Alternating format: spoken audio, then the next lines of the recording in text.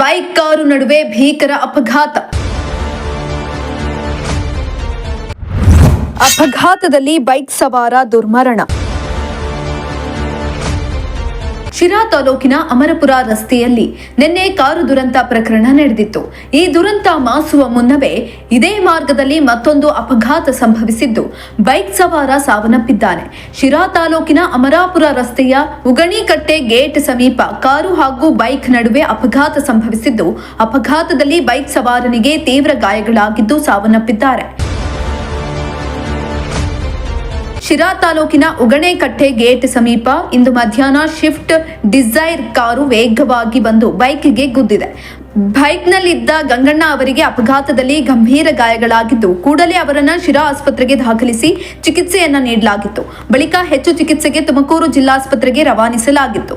ಆದರೆ ಮಾರ್ಗ ಮಧ್ಯೆ ಬೈಕ್ ಸವಾರ ಗಂಗಣ್ಣ ಸಾವನ್ನಪ್ಪಿದ್ದಾರೆ.